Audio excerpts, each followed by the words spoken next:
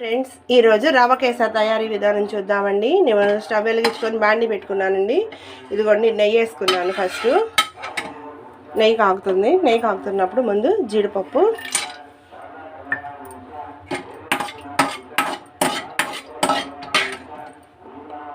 జీడిపప్పు వేగిపోయిందండి. 4 కిస్మిస్లు,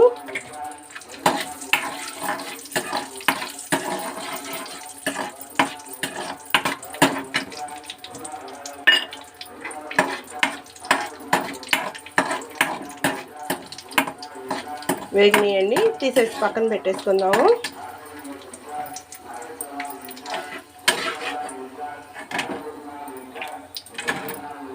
ఇదే నేతిలో మనం రవ వేపుకుందామండి, కొంచెం ఎర్రగా వచ్చేలాగా.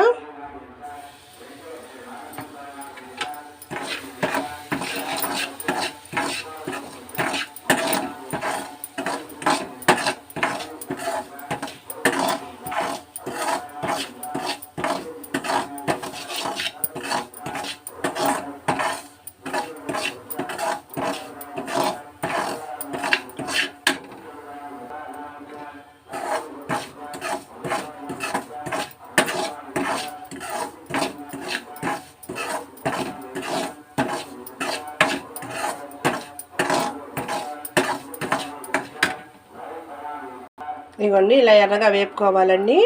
చిటికెడంత ఫుడ్ కలర్ వేసుకుంటున్నాను. తర్వాత వాటర్ పోసుకుంటున్నానండి. 1 కప్పుకి 3 కప్పులు వాటర్ అండి.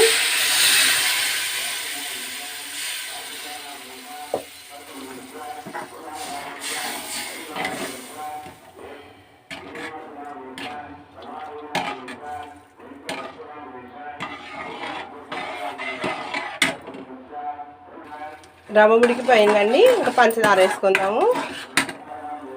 ఇదిగోండి, కొంచెం పంచదార తగ్గించేసాను రవ్వ కన్నా.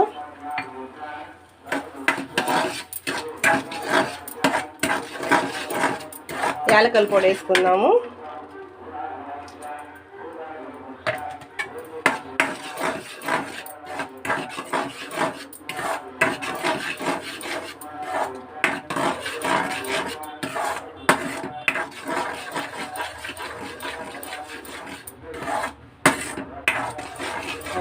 దగ్గర పడుతుంది. ఇందాక వేపుకున్న డ్రై ఫ్రూట్స్ వేసుకున్నాము. నేతిలో వేపాం కదండి, అంత ఎక్కువ పట్టదు. కొంచెం లాస్ట్లో దింపేటప్పుడు కొంచెం నెయ్యి వేసుకుందాం.